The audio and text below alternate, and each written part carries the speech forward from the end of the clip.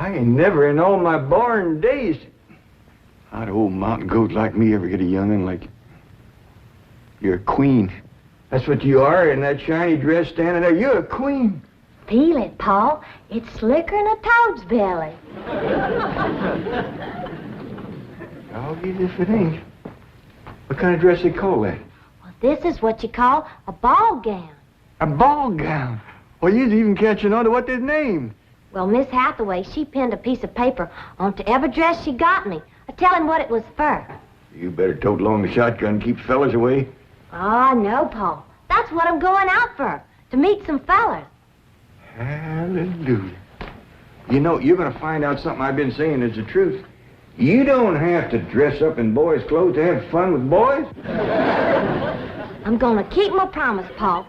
I ain't going to wear nothing but dresses for 3 whole days. And I'm going to keep my promise, too. If you don't have just as much fun as you did climbing trees and wrestling, you can go back to wearing your pants and shirt. Goodbye, Paul.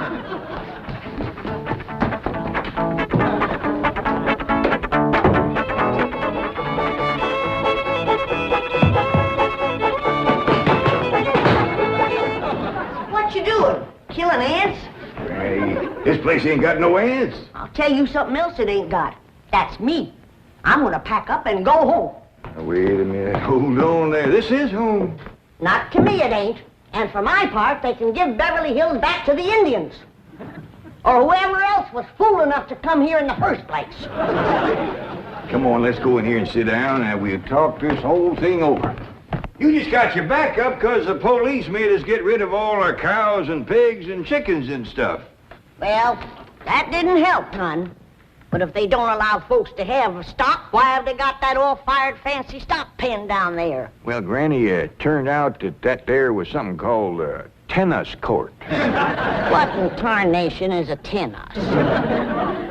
I don't know, but one of these days we'll get us a pair of them and go to raise them out there. Well, you go to raising them. I'm going back home, where I can get some good things in life, like hog jowls and possum shanks. Now, hold on, Granny. Jethro's out hunting possums right now. He won't find none. I've been all over these Beverly Hills, and I tell you it ain't easy. Climbing fences and walls and jumping over hedges to get around those cement ponds where there are a lot of half-naked women laying there smearing themselves with oil and yelling at you to get out, get out. I tell you, Jed, this place is full of the laziest, greasiest, unfriendliest mess of people I ever did lay my eyes on. Here's Jethro. Hi, boy. What'd you get? I got chased by a fellow with a club. Now, you hear that, Jed? It says Beverly Hillbillies picking on a little boy like Jed. Come on, Jethro, load up the truck and let's head for home. Hold on. I think I know what's ailing you two. You're just plain old homesick. Well, I'm sick of this home, I can tell you that. Yeah, now, I got a surprise. I've been kind of saving. I reckon now's good times any to let the cat out of the bag. We need pigs and chickens, and he gets us a cat. Now, that ain't the surprise, Granny. The surprise is Pearl's coming out here. Ma's coming out here? Yeah, and she's bringing your sister Jethrine. Hot diggity dog. Yeah, I wrote her a letter. I said, Pearl, I says, why don't you come out here and bring Jethrine? We got lots of room and plenty to eat, and we sure is a hanker to see you. Oh, boy. I gotta get us some possum now, because if there's one thing Ma and Jethrine likes, it's grits and possum shanks. You don't look particular cheered up, Granny. Jed, you might fool that boy with a story like that, but not me. What do you mean? Since when can you write letters? Well, now, Granny, now, wait a minute. Wait a minute. Granny, I didn't write that letter by hand. Held the pencil twist your toes, did you? No, I wrote it by a new way. The banker's secretary showed me. It's called dictation. What's dictation? Oh, it's wonderful, Granny. You just talk and she writes it down. She sure must write fast. Yeah, with a bad hand, too. She got a bad hand? This one, she calls it her shorthand. I don't care how many letters you dictate, Jed. Pearl ain't a-coming out here. Leastwise, not right now. Well, sure she is, Granny. She's looking to find a husband for Jethrine. I'll tell you who Pearl is a-looking to get a husband for. Pearl. And I think she's got her cap set for that oil man that bought your swamp. Mr. Brewster? Why, he lives clean over to Tulsa. Yeah, but pumping oil brings him over to your place. And I'll bet you pigs to polecats that when he shows up, Pearl ain't fur behind.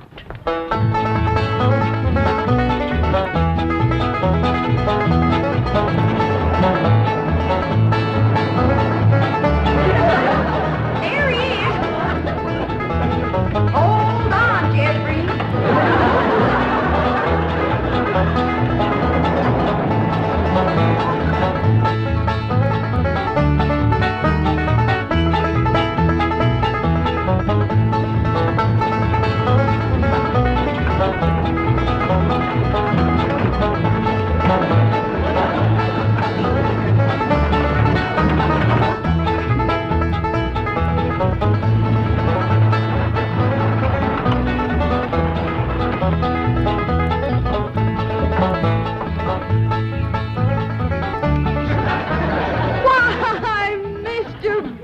Of all people, fancy meeting you here. Small world, ain't it? Yes, it certainly is. Oh, this here's my daughter, Jethreen.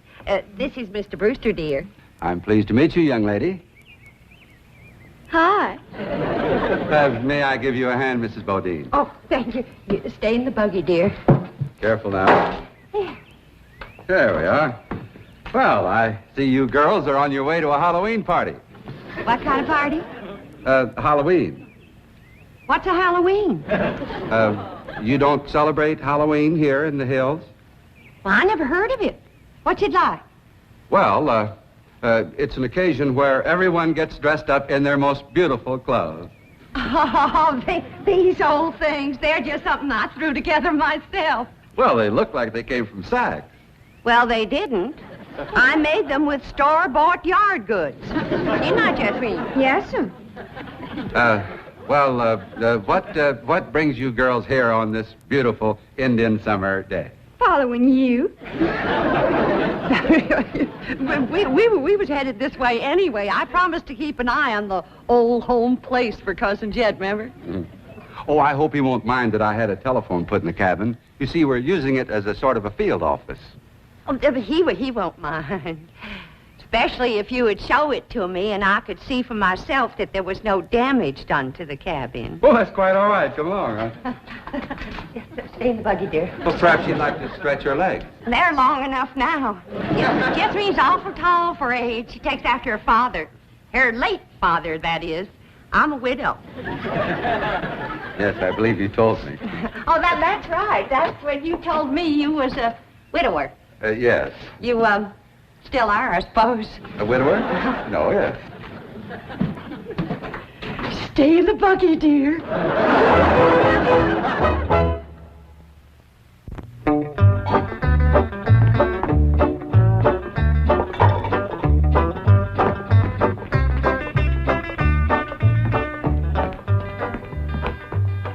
I'm going back where I should have stayed in the first place.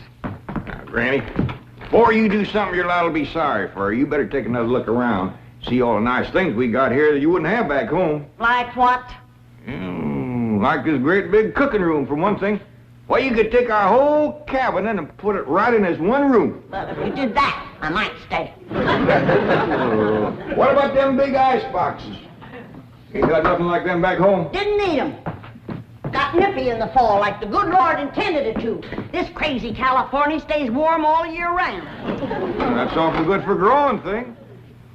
Look at that fruit there. Did you ever in your whole born days ever see anything as pretty as that fruit? Don't spoil neither. Don't taste neither. Oh, now. Jethro ate a whole bunch of them grapes. 2 apples, a pear, and a whole handful of strawberries. And he said there wasn't one bit of juice in the whole kit and caboodle of them. He said it was dry as wax.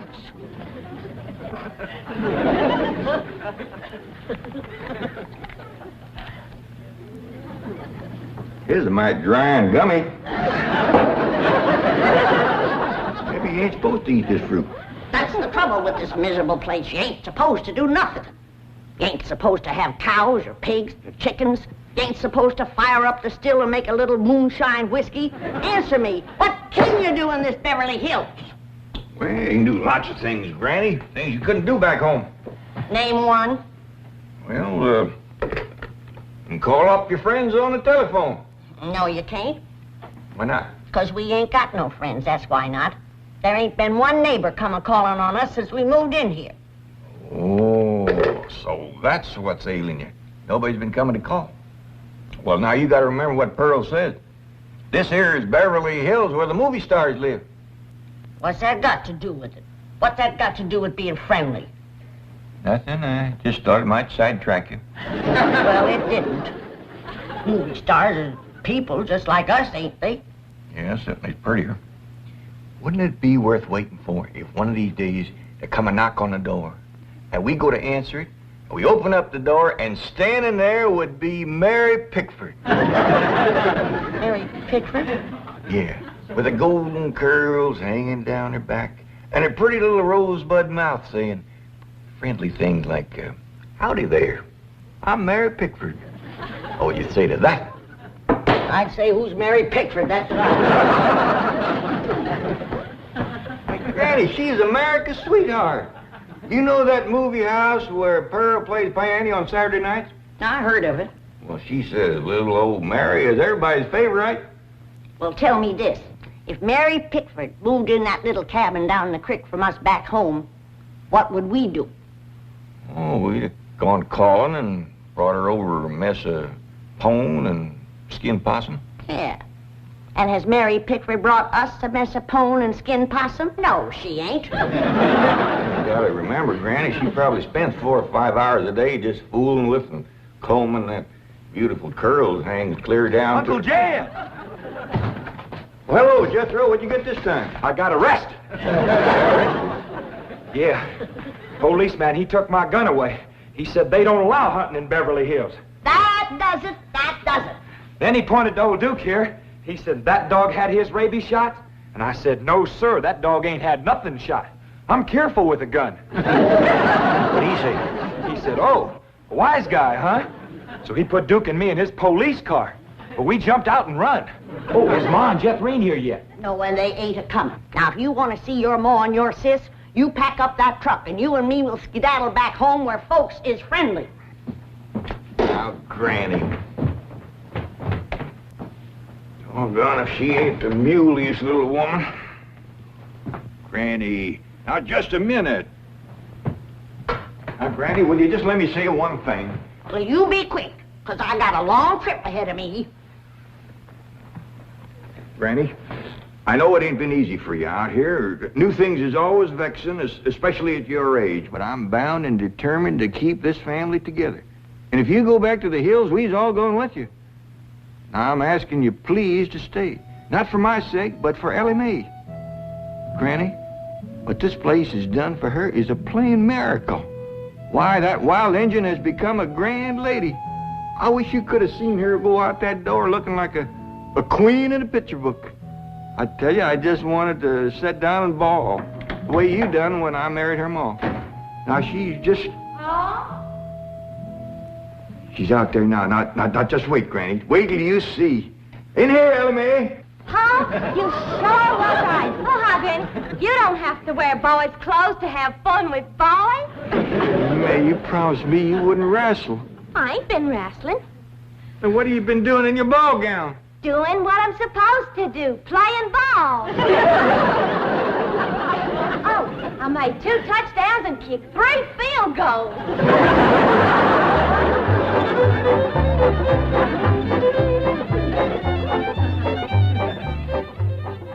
Well, your cousin certainly seems anxious for you to come to Beverly Hills, Mrs. Bodine.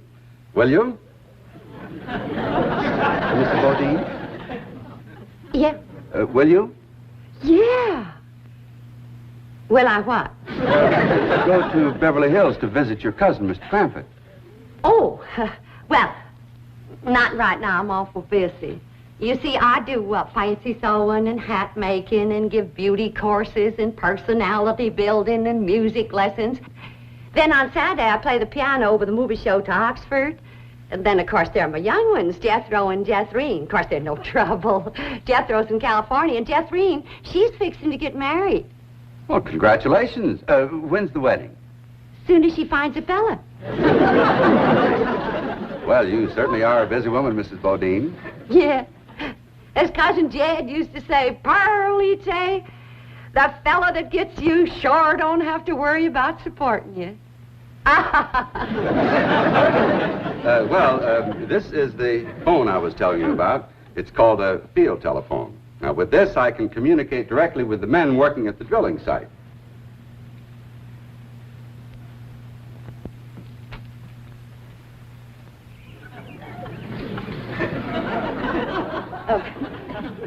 Any young men down there? Oh, yes. Any unmarried young men? I'm sure there are.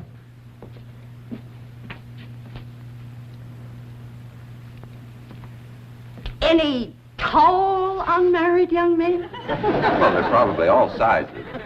Yeah. Suppose it gets pretty lonesome working down there. Well, it's very likely. This is rather an isolated area. Any specially tall, specially lonesome, unmarried young ones? I don't think I can call any by name, no. Uh-huh.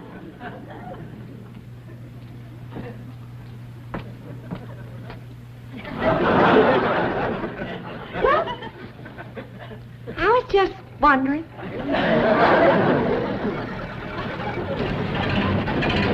Excuse me, ma'am. Could you tell me where the oil drillers are working today? Well, now. What have we here? Rebecca of Sunnybrook Farm, and pretty, too. You know what, honey? I got something here just for you. A genuine French garter imported all the way from Paris, France. They usually sell for 50 cents, but, honey, you can have it for a quarter. Listen, honey, I'm gonna be around a couple of days. You busy Saturday night? Well, you are now. And there's a dance over in Hooterville. Ooh-wee! I bet you're an armful of mama. I mean it, honey. I like big girls. You just do things to me. You carry me away. All right. Hey, what's going on here?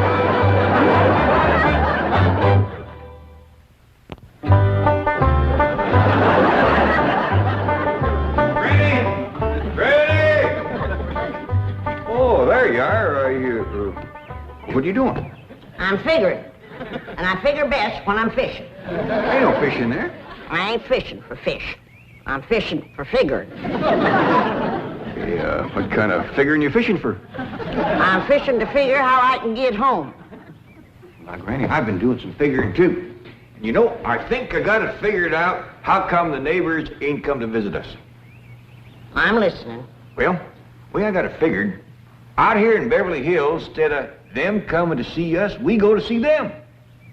How come? Oh, I don't know how come. That's just the way I got it figured.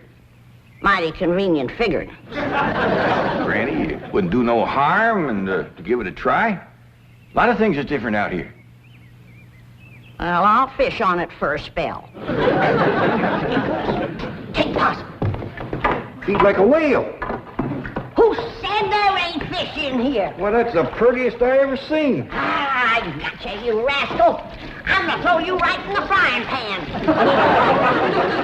This thing ain't nothing but skin. That's your Beverly Hills for you.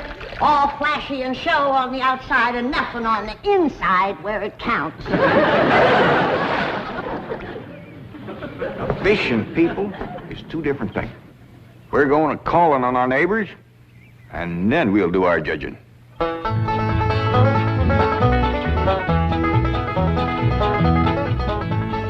Well, let's see now. Which neighbor shall we call on first? Mr. Drysdale's off in Boston with his missus, so let's go this way. If you ask me, let's go back that way. Now, Granny, you promise. Come on, everybody, let's go. You reckon they'll give us a mess of pone or something, Pa? Or maybe some salted down possum. Probably so lie on us.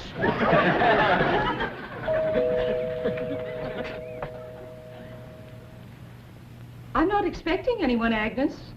Oh, it's probably just some children playing trick-or-treat, ma'am. Howdy, ma'am. We's the Clampetts. You got something for us? Jethro. Aren't you rather big for this? Yes, ma'am, we are. In fact, I don't see how anybody gets through that little door. Just a minute. Come in. Set a spell, as you folks say up in the hill. Well, we, thank you. We got a lot of calls to make. But, this here is Granny. Howdy. Hello? I'm my daughter, Elly. Oh. My nephew, Jethro. Jethro. And I'm Jed. Hello, Jed. I'm Agnes. Just call me Aggie. Mighty nice place you got here, Aggie. Oh, shucks, 'tain't nothing but a heap of bricks, but we call it home. Well, sure is nice to meet up with you. Oh, now wait just a minute. I got something for you. Wait a second. Here you go, Granny, and Elly, that's for you, and Jethro, that's for you and Jed. There. Yeah, thank you. That's mighty neighborly of you. And you must come and see us sometime. Yeah, we'll go hunting together. Hey, Aggie, you like to play football? Love it. Well, there's a whole bunch of fellas that plays in the pasture down the way a piece. And they'd like it just fine if I could bring some more girls along. I don't forget. Please, can we go out now? Not yet, children. Not till it gets dark.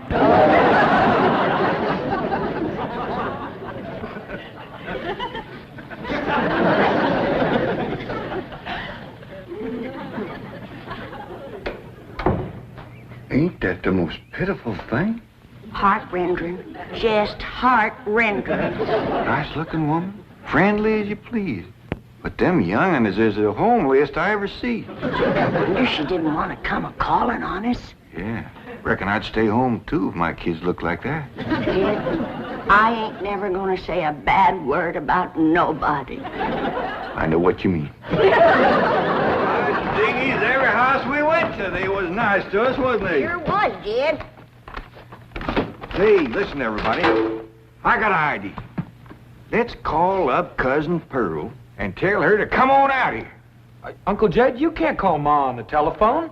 Well, Mr. Drysdale said we could call anybody we had a mind to. Well, Ma, she ain't got no telephone at home. Don't matter. She ain't never home nohow. The way I look at it, you can't never tell what you can do until you try. Don't forget to spin the wheel.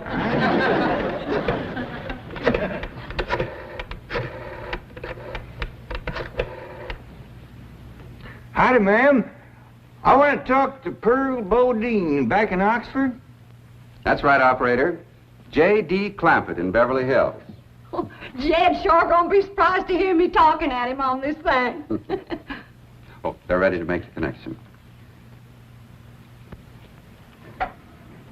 Hello? Jed! That you, Jed? You betcha it is. Hello, Pearl, you old rascal. What you doing down there? Huh, there ain't Pearl. This here's Elly. Jethro talk in a minute, but first I want to say something. You gotta come out here to Beverly Hills and bring Jethro. If she can't get a husband out here, there ain't no hope. You ain't never seen so many homely young'uns in all your born days.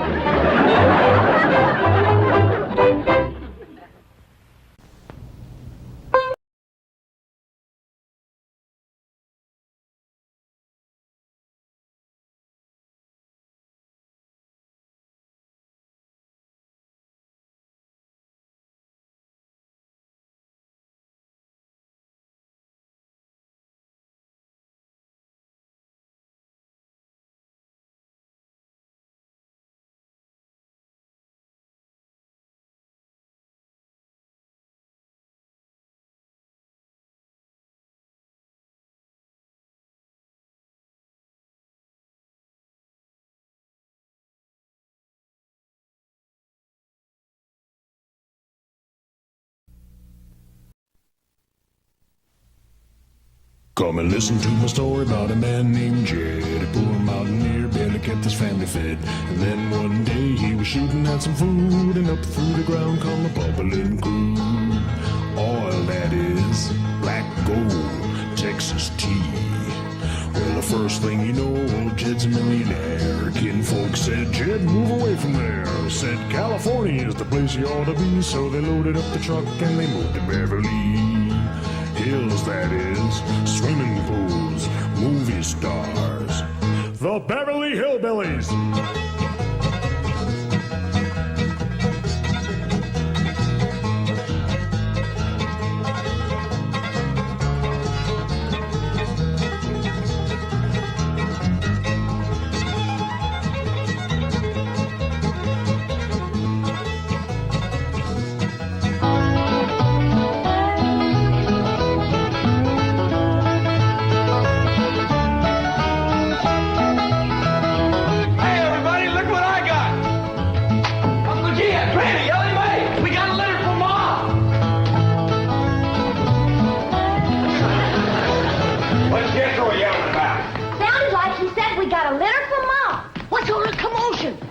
Elly says, Jethro says Pearl sent us a litter. A litter of what? Did you hear what? No, but I bet you it's kitten. Probably kittens. Pearl's always trying to give away kittens. Oh, there y'all are. Where's the kittens, Jethro? What kittens? Didn't your ma send us some kittens? Just a minute. No, just a letter. Jethro, how could you think that kittens would... Well, come on, sit down. Let's hear what Pearl's got to say.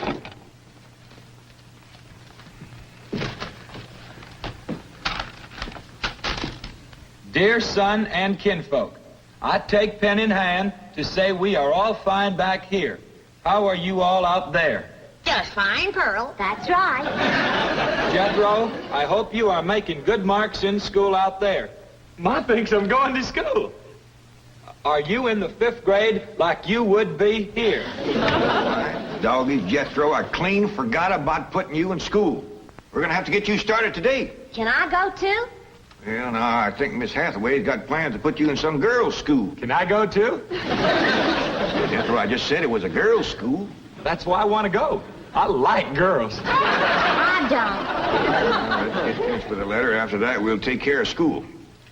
Your sister, Jethro, had a narrow escape. A city dude tried to take advantage of her. What does that mean, Paul?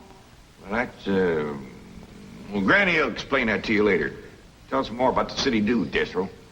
His name is Jasper He. Jasper, he. That's a funny name. Oh, there's a dot in there. His name is Jasper. He wears patent leather shoes and spats on them. Don't sound too neat, does he? He seen your sister at the cabin when I went there to keep an eye on it for Cousin Jed. I know what Pearl went there to keep an eye on. Mr. Brewster. Well, now, Granny, Pearl's a widow woman. She got a right to look. I ain't knocking it. I got my eyes open myself. At first, I thought the city dude worked for Mr. Brewster, so I drove back out to the cabin to give him a piece of my mind. I could put a bug in that Mr. Brewster's ear. Look out for feathers. Feathers? The more Pearl has her eye on a man, the more feathers she sticks in her hat. That's right. 3 and 8 came in flowing 2,000 barrels a day. And it looks like the new strike's going to be even better. There's no doubt about it. This is one of the richest pools we've ever hit. Yep, everything from here is good news.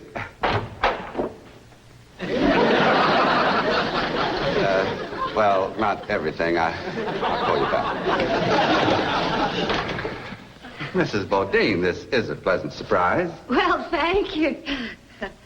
Although you might not think it's so pleasant when you hear what I have to say. Oh? One of them oil fellas working for you has made advances to my daughter. Made advances? Well, what would you call being picked up and carried off by brute force?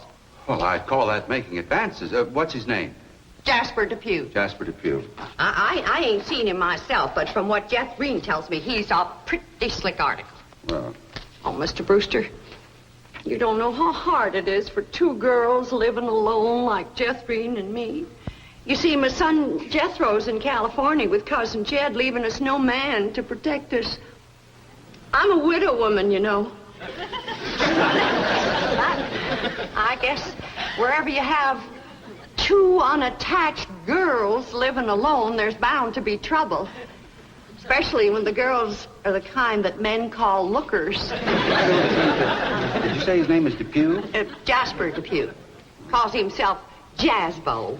Oh, Jeff Green says he's a flashy dresser and a fancy talker and drives a sporty car. Regular big city dude.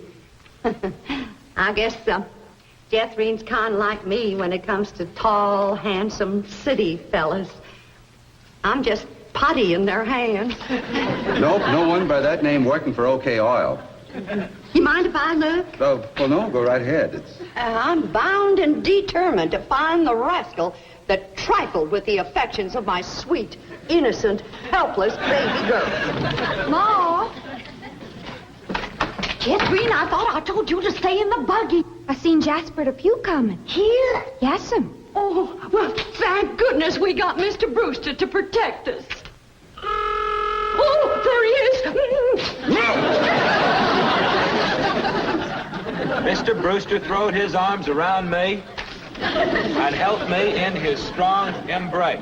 What's an embrace, Paul? Well, that's when folks kind of twine their arms around one another. You mean like wrestling?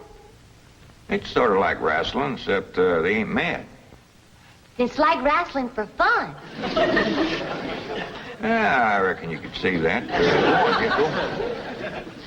Then we heard a knock on the door, and we knowed it was Jasper He.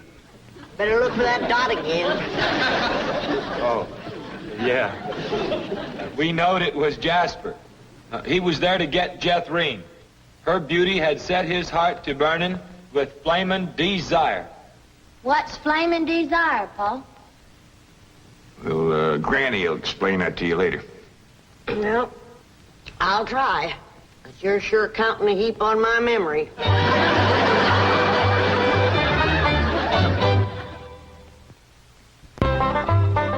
Read on with your Mo's letter there, Jethro. Yeah, it's getting good. One city fella's got his arms around Aunt Pearl, and another's waiting at the door to grab Cousin Jethrine. My only thought was to save my daughter, so I tore loose from Mr. Brewster's embrace. I saw Jethrine heading for the door, so I quick throwed myself betwixt my child and danger. Sweet innocent Jethrine, not knowing better, let that rascal in. He went right to sweet-talking in a voice smoother than fresh churned butter. Hello again, you great, big, beautiful lump of sugar. I brought you something all the way from Eureka Springs. Genuine orchids growed in a hothouse. And this lovely young girl must be your sister. I'm her ma. No. Yeah. Well, for Jethrine's beautiful mother, a little gift of genuine French imported perfume all the way from Paris, France. Oh, well, you hadn't ordered.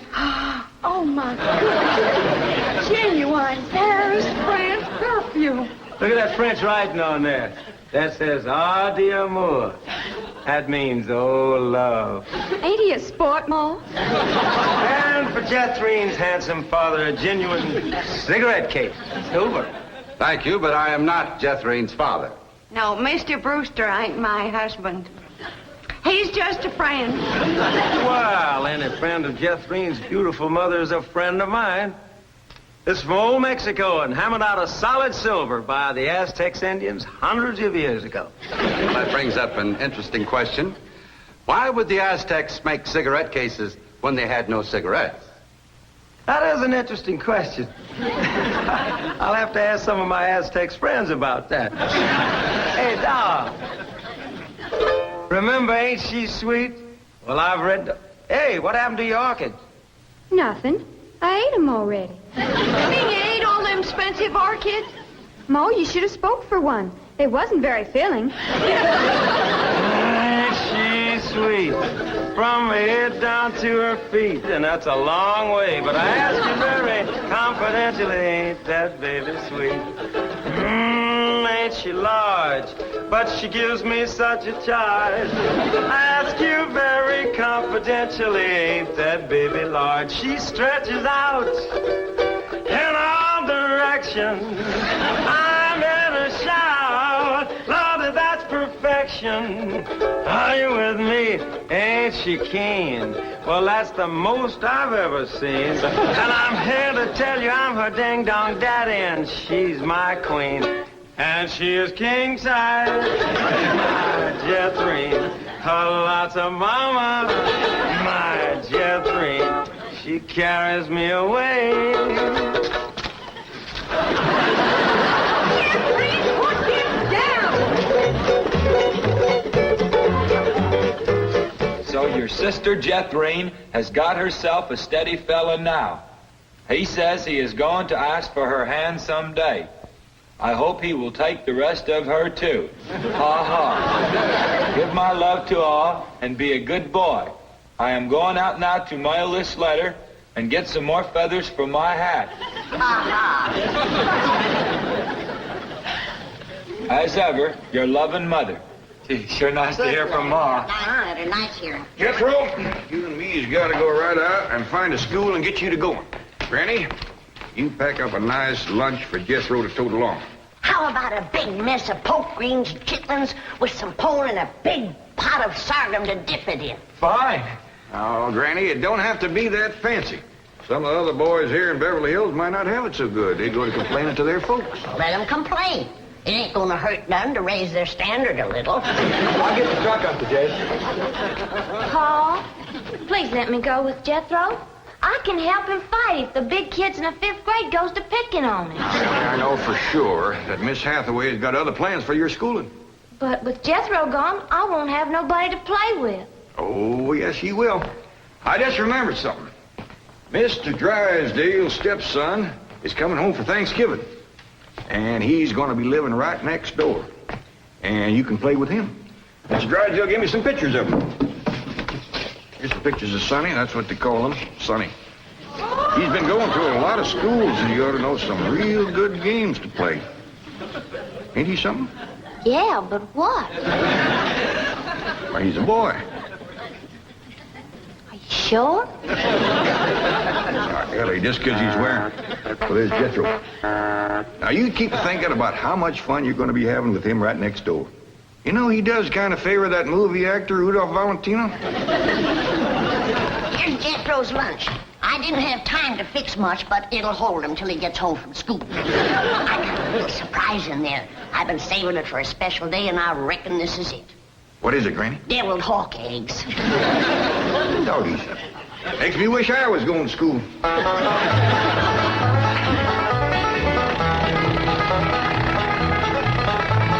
School, all right.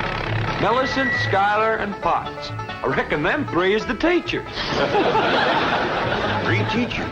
Must be awful big school. I'll say. Well, let's go in there and get you started.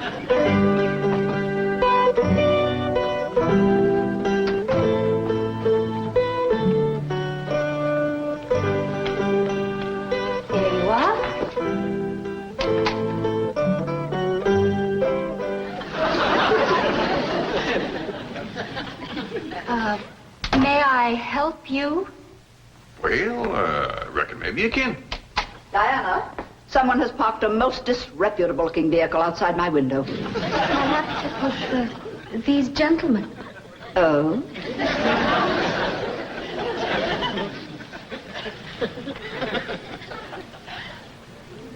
Yes? What is it you wish? Well, I'd like to get my nephew started into school. Here? Yeah, here's all right if you got room for a desk and his lunch basket. My dear man, this is a most exclusive private school. The tuition is quite expensive. Well beyond your means, I'm sure. Does that mean it costs a lot of money? That is precisely what it means. Well, I can pay you if it ain't over $25 million. 25 million? Yes, ma'am, that's all I got. Dollars? Yes, ma'am. In cash. Yes, ma'am. This is obviously a practical joke perpetrated by one of my envious competitors. What is your name? Jed Clampett, ma'am, and this here's... And you expect me to believe that you have $25 million? Well, no, not on me, ma'am, but my neighbor, Mr. Drysdale, he's keeping it in his bank for me.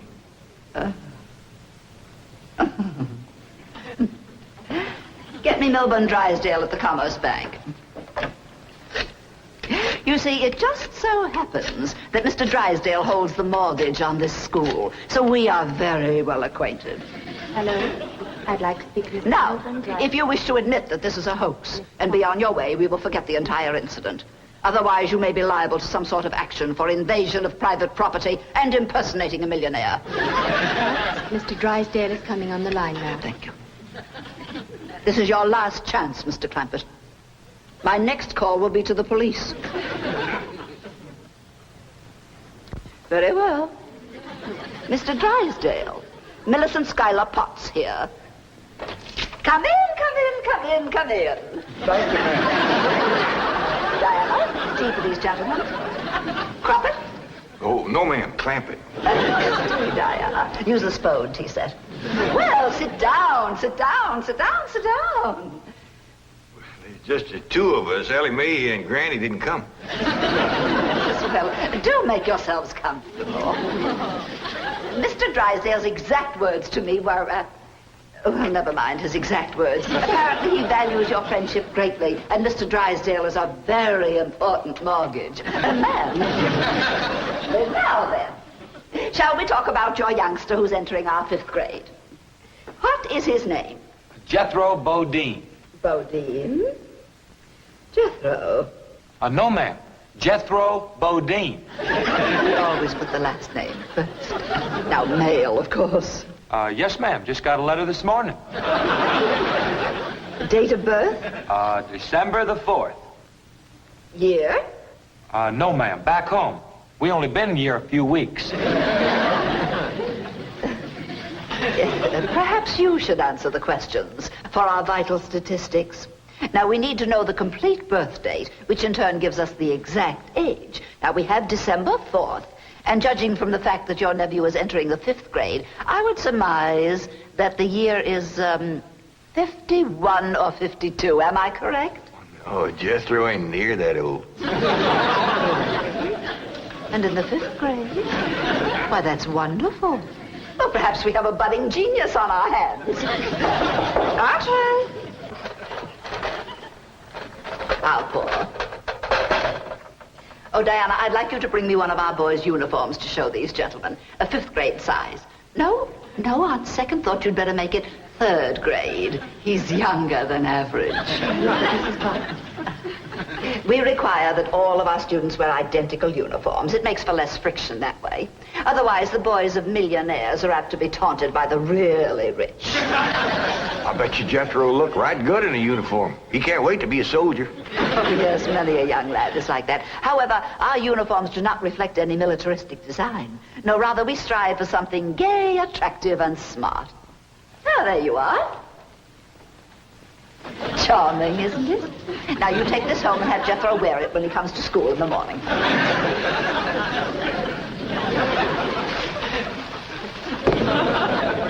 Wear this? Afraid Granny will have to make considerable changes in this before it'll fit Jethro. So tiny? Yes, ma'am. And in the 5th grade? The boy must be a genius. Well, you may be very sure that we will bring him out. If he wears this, he'll bust out. Now then, how do you gentlemen like your tea? We don't know, ma'am. We ain't tasted it yet. Oh, you are the fun-loving one, aren't you? Yes, ma'am.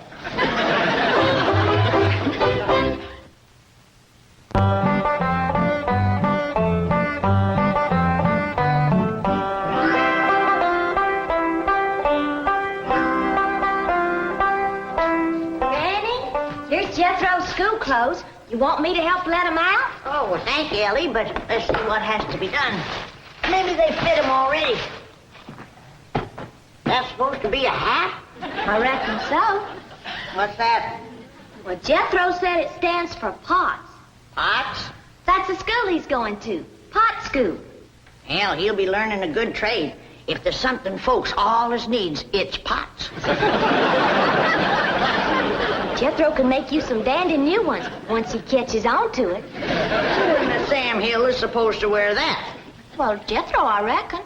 Jethro couldn't have wore that at 3. Paul said it'd take some letting out. Letting out? There ain't enough seams in the whole world to let that out. How's it going, Granny? Are you getting my uniform already?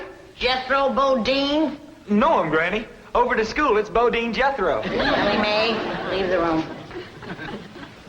Ain't you got no shame running around here in your underpants? Granny, these ain't underpants. They swimming trunks. You wrap that towel around you before I cut a switch. But, Granny, Miss Hathaway says... I don't care who says what. I'll be glad when your ma gets out here to take you in hand and to make you some school clothes. These things ain't never gonna fit. But, Granny, I gotta have these in the morning. It's a rule. All us kids over there's gotta wear these. And that coat, too. Yeah. I sure wish your ma was here with her sewing machine. Pearl's a whiz at making clothes. Now that you're gonna be keeping company with Jazz Bo Depew, you're gonna need some nice clothes. I like the little feller, Ma. I'm glad, Jeffrey. But you gotta stop picking him up all the time. He ain't heavy. That ain't the point. It don't look fitting for a girl to run around carrying a fella.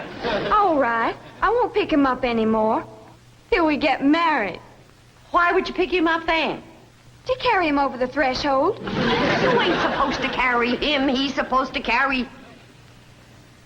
No, that's ridiculous. I declare, I don't know how I'm going to keep you in clothes the way you're shooting up.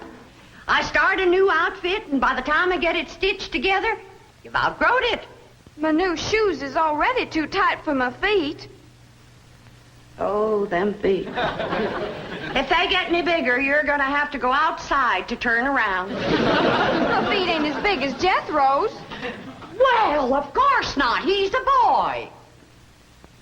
Just think, your brother Jethro's going to school in Beverly Hills, California. Yeah. I'm homesick for to see him, Ma. Me too, Jethro. I'll bet your rich Uncle Jed has Jethro duded up like one of them actors in movie pictures.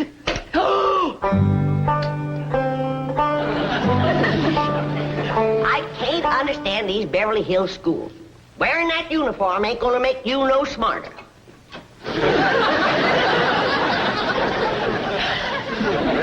Miss Potts said I had to wear it this morning. And she's the boss teacher.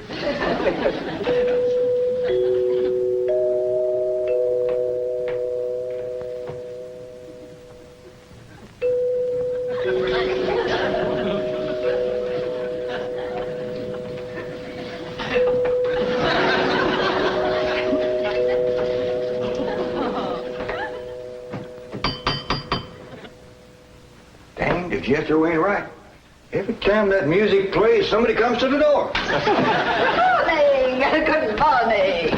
Surprise! Surprise! Good morning, Miss Potts. I decided to come by and drive our diminutive genius to school myself. What? Your nephew, Jethro. Oh, yes, ma'am. Jethro! Come on down here. You got to ride to school. Well, that's mighty nice of you, ma'am. Oh, tut. I'm going to give the boy my personal special attention. I feel that when one... Well, howdy there, Miss Potts. You come to take me to school? You betcha she is. I want you to be a good boy and make good marks so your ma will be proud of you. This is your nephew? Ma'am, you met him yesterday, remember? Of course, he does look a mite different in his uniform. Granny had a time getting it to fit, but she done it. You are in the 5th grade? Oh, yes, ma'am. Just finished 3 years in the 4th. But I can't. It's impossible. Oh, that ain't nothing. He got through the 1st grade in only 2 years. Under no circumstances can I allow this. Well, say, here comes Mr. Drysdale. I reckon he's coming to see Jethro off to school. Come along, Jethro. Hippity hop. This is the way we go to school. This is the way we go to school. Is Jethro's lunch? Oh, Jethro! You forgot your lunch. Now, Jethro, you share your grits and fat back with Miss Potts today.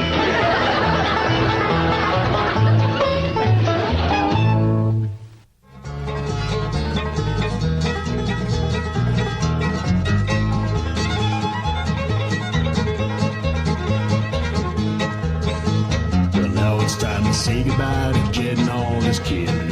They would like to thank you folks for kindly dropping in. You're all invited back next week to this locality to have a heaping helping of their hospitality. Hillbilly, that is. Set a spell. Take your shoes off.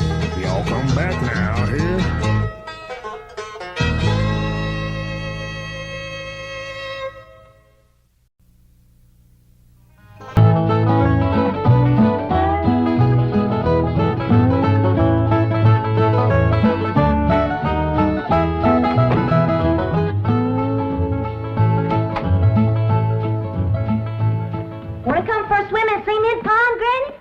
Child. If the Lord had wanted me to swim around in water, he'd have given me fins. No, you sure are gussed up. Where you going? I'm going shopping for our Thanksgiving victuals. I hear your beau's coming to eat with us. I ain't got no beau. Your pa says so. Mr. Drysdale's stepson. You know, the one they call Sonny. Shucks, I ain't never even seen him. Well, your pa tells it. He's coming to court you and spark you. What does that mean? You don't know what courting and sparking is? No. No, I guess you wouldn't at that. Well, when I get back, you and me better have a little talk. Have you ever been courted and sparked, Granny? Honey? When I was a girl back in Tennessee, I set so many boys' hearts on fire that they took to calling that neck of the woods the Smoky Mountains. Well, see you later.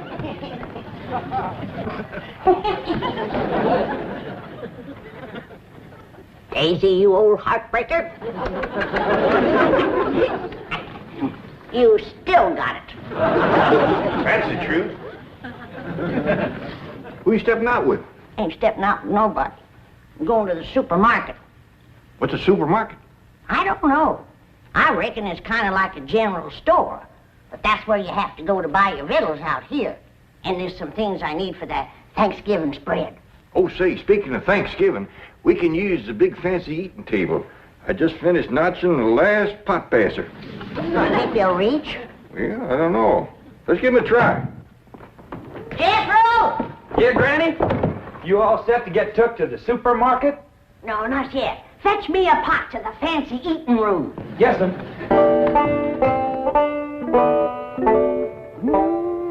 That sure is a mighty fine eating table.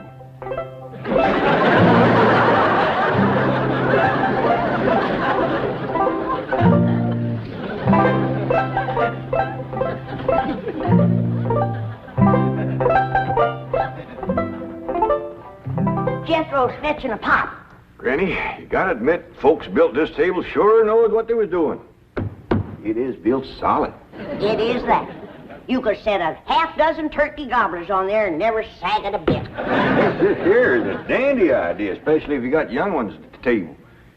The plates won't slip off on the floor. Yeah, I've sure scrubbed up a mess of pone and sorghum. Bet nobody ever scrubbed up none from this floor. There's been plenty spilled on the table, though. Sorghum? Something sticky. I can't get that green tablecloth off there. Save me. Stuck on it? I can't imagine anybody to lay a clean tablecloth on a sticky table. Yeah, Granny, I reckon all women ain't as spick and span as you are when it comes to keeping house. Here you are, Granny. Set it in the middle of the table so we'll see if these pot passers reach.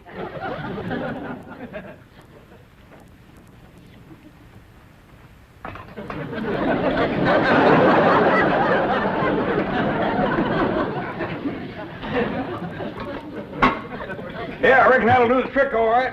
Ted, maybe you better whittle some sharp points on a few of them, and then we can spear the meat and pass it. Good idea, Granny. I'll do that. How do you reckon the folks that lived here before us passed things? Well, they probably had a big family and passed from hand to hand. That reminds me, we're having 5 for our Thanksgiving meal. Yeah, you already told me. Company coming? Extra special company. Elly's beau. Has Elly got a beau? She sure has. Mr. Drysdale's stepboy, Sonny. Him and Elly ain't never seen each other yet. Sonny and his ma just come in from Boston. But Mr. Drysdale says his boy will be just happy to come a-courting Elly. I won't. I have never submitted to a blind date before, and I refuse to do it now. Sonny, dear, do it justice once for your daddy. He's not my daddy. He's your husband. All right, then. Do it for stepdaddy. It seems to mean a great deal to him. Mother, I'm the most popular man on the campuses of 3 universities. Vassar, Wellesley, and Smith. To those girls, I'm an idol, be worshipped. I can't just date anyone. Sonny, dear, it might be fun to date someone new. Someone young and lovely and charming. For her, yes. But how do I know what she'll look like? No, I can't. I can't. It might cause too much of a trauma, Mama. But your stepdaddy says she's very attractive. And it seems that she's the daughter of his wealthiest depositor, whom he wishes very much to please. Mother, what kind of a man have you married? He's selling me for a rich man's gold. It's sordid! Oh, it is sordid! It is sordid! No, my precious baby. I know it was wrong of me to marry a common bank president, but I wanted you to have everything, and all I could give you was the heritage of a fine old family. But it takes money, too, darling. Money, I hate that word. It makes the rich the social equal of us. Oh, no, dear. It could never do that. I wish you'd read the thesis I wrote on economics last week. Money and why it is not important. You know, for a boy who's been going to college for 17 years, you haven't learned much. Milburn, you must not throw it up to Sonny that he keeps going to college. He's trying to find himself. Don't take my advice. Don't look. Come on, dear. Let Sonny get dressed for his date. I'll draw him a nice hot bath. Try not to drown. Daddy? Just a moment, Daddy. You called me Daddy. You've never done that before. Well, don't ever do it again. I refuse to date a strange girl just to benefit your economic situation. Well, I've got news for you, Sonny. My economic situation and your economic situation have a very definite relationship. Money doesn't interest me. Who steals my purse steals trash. Well, you will have a date with Elly Mae Clampett, and you'll be nice to her, or I'll cut off every penny of your trash. Milburn, did I hear you say that it's the Clampett girl you're asking Sonny to date? That's right. But, my dear, I haven't finished the genealogical check of their family tree. We don't know that Elly Mae is socially acceptable for Sonny. Good heavens. Now, you listen to me, Sonny. Jed Clampett is thrilled at the prospect of his daughter having a date with you. A city boy, educated, refined. To him, you're a knight in shining armor, a handsome Prince Charming. He thinks you're the greatest thing that could ever happen to his daughter. Mr. Clampett sounds like a very intelligent man. Oh, no, dear. I've heard the most disturbing reports about the Clampetts. I understand they're no better than peasants. Good heavens, a date with a girl like that is unthinkable. Now, Margaret, I hesitate to assert my authority.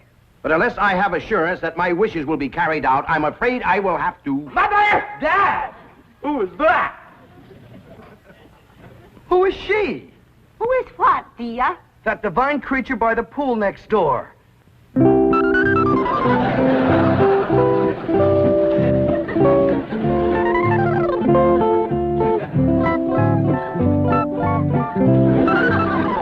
That's the Clampett girl, Elly Mae. Oh, Dad, you're sensational. Of course I'll date her. Good boy. But, Sonny, she's not a blue blood. The color may not be right, Mother, but I sure dig that crazy container. Oh! Wow!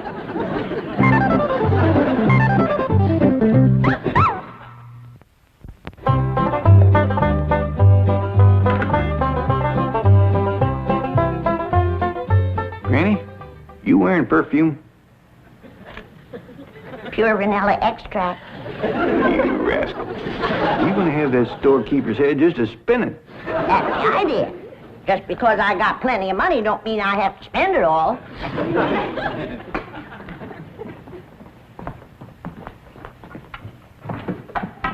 Howdy, Paul. What you doing? Oh, I'm fixing some turkey stickers for a company meal. Oh, say, Elly, Yeah, Paul. is there anything you don't know about the birds and the bees? No. How come you to ask? Well, I reckon these what Sonny Drysdale's been studying at school. Either that or he's partial to them. How'd you know? Well, when I mentioned to Miss Hathaway that you was going to be keeping company with Sonny Drysdale, she says, Mr. Clampett, she says, you better have a talk with your daughter about the birds and the bees. Shucks, I know all about the little critter. Well, that's how I figured you being raised in the woods and all. But I didn't let on Miss Hathaway. I know she's just trying to be helpful. Granny says she's going to have a talk with me about courting and sparking. She is. Well, I'm glad of that, Elly. I was kind of wondering who was going to do that. Paul, why don't you tell me about courting and sparking? Well, Elly, that's something that a girl's ma usually tells her about. Well, I ain't got no ma, so why don't you tell me? Well, Granny will do it when she comes back. Well, what if she don't get back before Sonny Drysdale comes? Then I won't know how to court and spark him. Well, you ain't supposed to court and spark him. That's what a feller does to a girl. How? What does he do? Well, he gets himself all slicked up, shaves real close, shines his shoes, puts on a stiff collar and a clean shirt. And he goes to calling on the girl, toting a nice big store-bought box of candy. Hot diggity dog, I'm gonna like courting and sparking. That's only the courting part. I ain't got to the sparking yet. What's that like, Pa? Well, she invites him to come in the parlor and sit. And they usually sit on a sofa or something, him on one end, her on the other. Yeah? Well, then he goes to carefully, little at a time, scooching down to where he's within reaching distance of the girl. Sonny Drysdale gonna do that to me? He might. And when he does, that's when a girl has got to be careful. Don't you worry, Pa. If that rascal goes to reaching for my candy, I'll knock him clean off of that sofa. Oh, Sonny, you sea beast. You creature from the Blue Lagoon. Now, my dear, don't you fling yourself overboard, because I'm not worth it. No, don't. My dear. Oh, well, there were too many girls aboard anyway. We were beginning to list. Sonny, are you decent? Not me. The devil. Come in. Sonny, you're beautiful. Mother! Girls are beautiful. Boys are handsome. Dashing. Debonair. You're right. I'm beautiful. Well, I just spoke to Jed Clampett. He's expecting you to call this afternoon. Maybe take Elly Mae for a drive. And tomorrow, they're expecting you for Thanksgiving dinner. 2 days? Gee, stepdad, no girl has ever been exposed to me for 2 consecutive days. What? Well, it may be unleashing forces too powerful to control. What if the Clampett girl gets serious about Sonny? Well, we'll celebrate with the finest champagne money can buy. Oh, no, my baby's not ready for marriage. Margaret, he's 35 years old. I am not. I was a leap year baby. No, I don't know this nonsense. Now, you climb into that expensive sports car I bought you and go calling on that girl, or so help me out. Milburn, please. Sonny has never been exposed to violence. Even when he was born, I gave the doctor strict orders that he was not to be spanked. But it's not too late to start. Now, are you going or aren't? I'm going. I am going. You want me to go along? No, Mother, dear.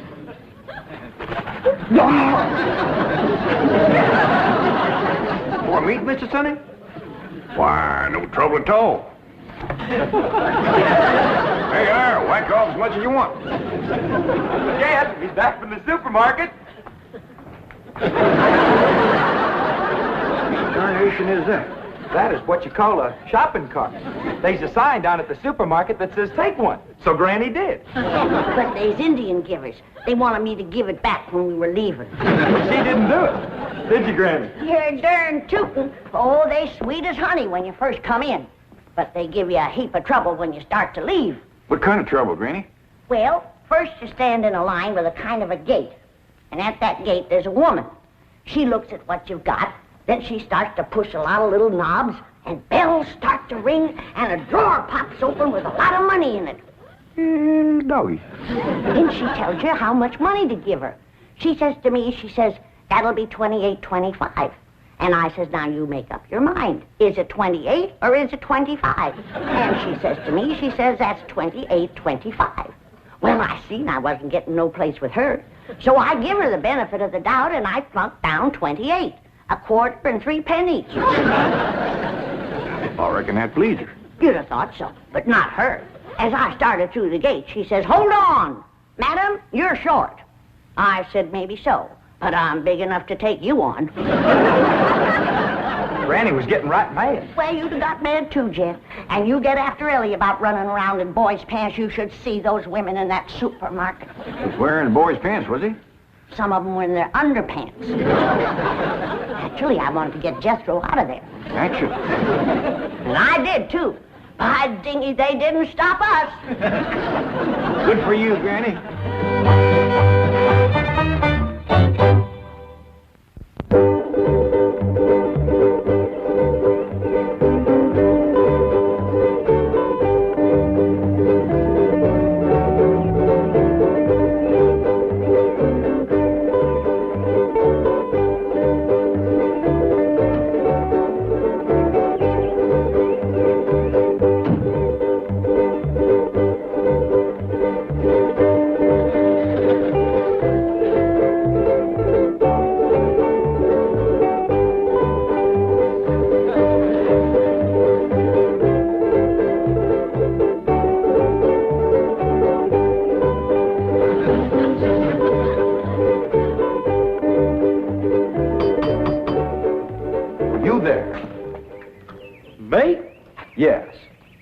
Does that weird-looking vehicle belong to you? No, sir. Can you move it? I reckon so. Please do. It completely spoils the effect of my imported 190. What should I do with it? Oh, I don't care. Just get it out of sight. Hide it somewhere. Yes, sir. Sonny Drysdale to see Miss Clampett. Oh, come in, come in.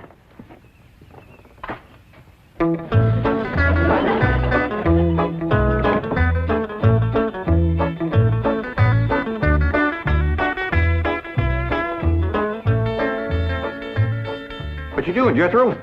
Trying to find out how to drive this thing. What for? Whose is it? Sonny Drysdale's. He asked me to get it out of sight for him. All right. Just trying to surprise Elly. Where do you say put it? Well, he just said hide it somewheres. Yeah, let's accommodate him. You take the front end, I'll take the back. We'll put it back to them bushes yonder. Okay.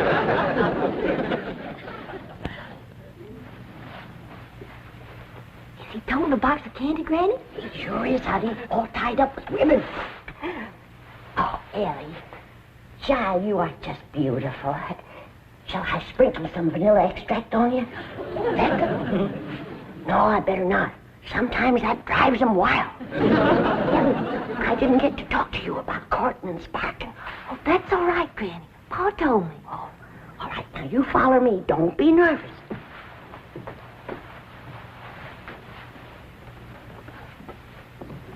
Here she is, Mr. Drysdale. Thank you. You're beautiful. Divine. Never mind me. Say something nice to her. Hold it just a moment. What a vision you are. What a picture you make. From your golden hair down to your... It's that for me? Yes, yes it is. Bet y'all can guess what it is. Try. It's something sweet. Exquisitely sweet. Something yummy. The yummiest. Something all girls like. You guessed it, it's me. You can sleep with it under your pillow. You want to come into the parlor? What are we going to do in there? Talk about the birds and the bees. Well, Scooby Doo. You peasant girls don't beat around the bush. Miss Clampett, my lips long to taste your lovely hand. Hey, why did you throw him? That rascal was fixing to bite me. Bruce it to him.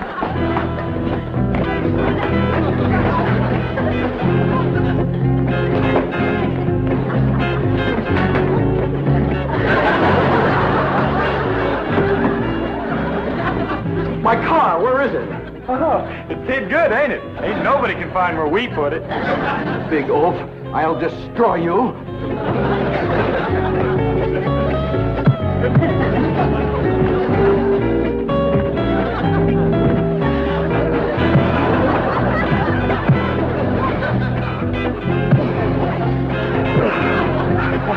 Oh, my Baer! My Baer! Who was that? Sonny Drysdale. My Baer! He's a mean critter, Jed. Yeah, Pa, he bites. I did him a favor. He commenced to hitting me. I claim us Clampetts have been insulted by the Drysdales. Let's go feud 'em. Oh, now. Why, we could whoop 'em with one hand tied behind us. We ain't got no cause to whoop 'em, Granny. No cause. Why, just yesterday I went over there to the Drysdales to borrow a cup of possum fat. And that butler fella that lives over there, he says to me, you wouldn't pull my leg, would you? And I said, well, one good turn deserves another. Stick it up here and I'll give it a yank. And do you know that he slammed the door right in my face? Let's go. Now, hold on. Now, we're all going to calm down. We'll go next door, talk to Mr. Drysdale. We'll straighten this whole thing out. Come on. There. Mother's baby is going to be all right. Was it just a dreadful experience, darling? Dreadful. Margaret! Sonny! The Clampetts are here. They followed me.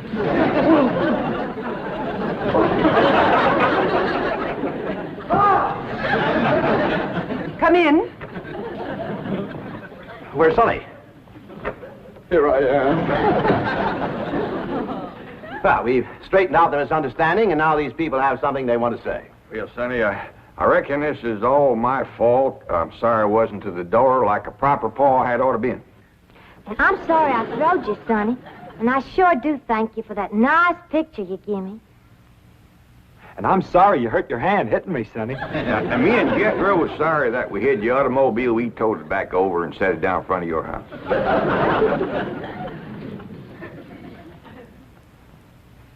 Well, I can't think of nothing I'm sorry for. But we sure would be proud to have you all come and take Thanksgiving victuals with us. Sonny and I wouldn't think Of passing up an invitation like that, Sonny. We'll be there, all of us. Let us say grace. We sure have got a lot to be thankful for, Lord.